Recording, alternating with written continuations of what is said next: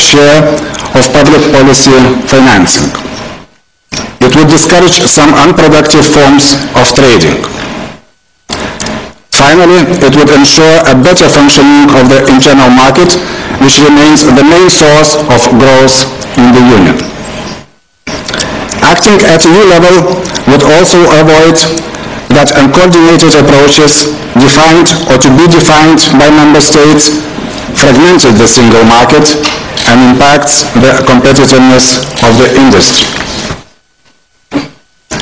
We can put in place such a tax at the level of the European Union. In general, member states agree with the idea that banks should be taxed more. Those who disagree on an instrument which they do not know yet. I believe our proposal makes it feasible to put such a tax in place in Europe, because a good design of the tax mitigates the risks of market reactions. How? First, the tax has a wide scope. It will touch most financial products in order to avoid that the activity would move from one to the other just to circumvent the tax. Second, it defines low rates. 0.1% for shares and bonds, and 0.01% for other products. This will ensure that the cost of the tax will remain low compared to the overall attractiveness of our financial markets. Third, the tax is imposed on the financial institutions at their place of residence. Thus, it will capture all financial transactions related to the European financial market or European economy. It will thereby mitigate the risk of relocation. And fourth, the tax will focus on transactions that take place between financial institutions. This represents 85% of all financial transactions. Transactions of individuals, such as credit card payments or private loans, savings or insurance contracts, will fall out of the scope of the tax. Transactions directly linked to the financing of the productive economy, such as the primary issuance of shares and bonds, would not be taxed either. Loans to businesses and spot foreign exchange transactions will not be taxed. This will preserve the financing capacity of small and medium-sized enterprises, which remains the engine of our economy. Today, 10 member states have a form of financial transaction tax in place. Introducing such a tax at European Union level will harmonize the way banks are taxed. This will be for the benefit of businesses.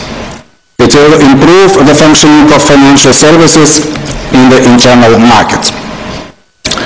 This tax will generate a revenue of 57 billion euro a year, an amount to be shared between the European and national budgets. As a result, member states will get the double dividend of receiving new resources much needed in their consolidation efforts and seeing their contribution to the European Union budget reduced.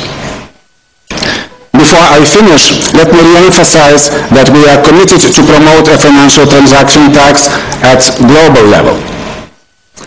The challenges we face, notably in terms of financing development and climate change, are global. It is natural that we go global in taxing financial transactions. In view of the G20 summit in Cannes, the Commission will continue working for a global agreement on a financial transaction tax. Today's concrete, workable proposal will be an evidence of our commitment and a strong basis for discussions at global level. I am convinced the European Union should take the lead of this project for the benefit of all. Thank you for your attention, and I'm ready to answer your questions. Thank you, Commissioner. other questions? Yes, here in the front. Thank you, Sabine Berger, Austrian Business Daily Wirtschaftsblatt. Two questions if I may. The first one, for example, if a private person buys shares through its bank, will this transaction be taxed then? I assume it will. And in this respect, the second question, how can you prevent banks from transferring the tax to consumers, or the cost of the tax to the consumers? Thank you.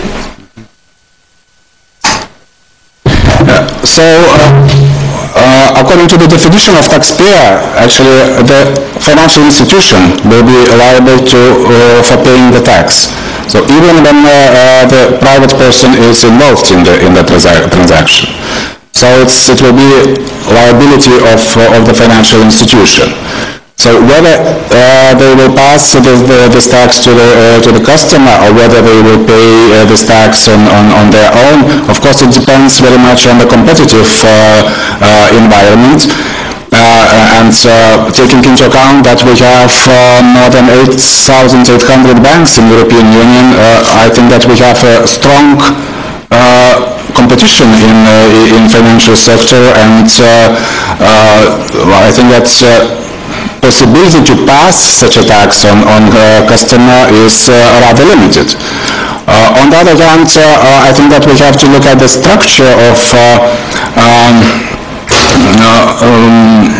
our society and their behavior, and normally ordinary citizens at a lower level of income or middle income, they do not engage in speculations or in financial instruments. It's mainly at the higher income level when citizens become involved in such activity. So it demonstrates also the progressivity of the tax. So it will be mainly linked with those who have a higher level of income. But as I said at the beginning when I tried to answer your question, so the financial institution itself will be liable to pay a tax. In the back. Thank you. I'm from Bloomberg. Last time I checked, taxation proposals require unanimity in the Council. I assume that's the case with this one. I don't think several minutes went by before the UK made clear that it was going to use its veto on this. In that context, what's your view about the likelihood of this proposal being applied in the Euro Area 17 at the end of the whole process, rather than at either EU level or global level? Thank you. Well, I would not rush with the assessment about the behavior of our member states. Well, it's true that any tax proposal requires unanimity in the Council, but the real debate will start only when proposal was tabled. So it happened just today. So and probably it would be too early to see a concrete position of United Kingdom. The debate will continue in the Council, and there are clear benefits of the proposal for United Kingdom. First of all, we have to understand that United Kingdom already has a financial transaction tax. So it's nothing new for United Kingdom. Of course, the base of our proposal is broader, but it will give additional revenues also to our member states, including United Kingdom, and all member states, or many member states, actually they need consolidation efforts, and these additional revenues would be also beneficial for UK. At the same time, it would reduce the contribution of United Kingdom to EU budget. It means that it would also make a contribution towards reduction of the deficit. And deficit issue, I think, is also relevant for United Kingdom. So that's proposal was just tabled today, so let's begin our work in the Council, and then we will see what the next steps are needed.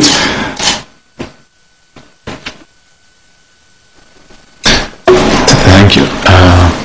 Bruno, you have a question? Bruno Woodfield, Daily Telegraph.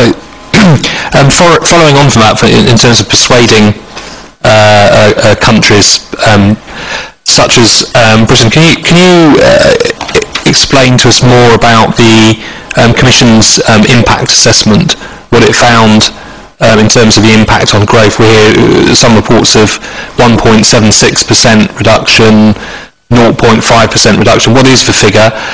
What's the figure in terms of the impact it will have on certain trades, such as there's been reports that it could lead to 90% of derivative trades, which are mainly in the UK, going elsewhere? And how do you convince people in the UK that this isn't a tax that will disproportionately hit the City of London and British growth because Britain is a centre for financial transactions and services? Well, first of all, I have to say that when making impact assessments, our services, for the first time, they modeled effects of financial transaction tax to the economy. So it's the first attempt. We didn't have any developed models up to now, and of course the model is based on many assumptions, and actually our objective when we developing the proposal was actually to address issues which appeared that they could have a detrimental effect on growth, and actually that was done during the preparation of the final version of the proposal. And with measures which we introduced, such as exemption of primary markets from the tax, such as ring-fencing of the tax within the financial sector, such as addressing issues of high-frequency trading. I consider that we mitigated very significantly impact on GDP, and our latest estimate of the services is that this impact could be around 0.5% in the long run. I think that also when measuring an impact, we have to look at alternatives. There is no secret that any taxation, if introduced, has a negative impact on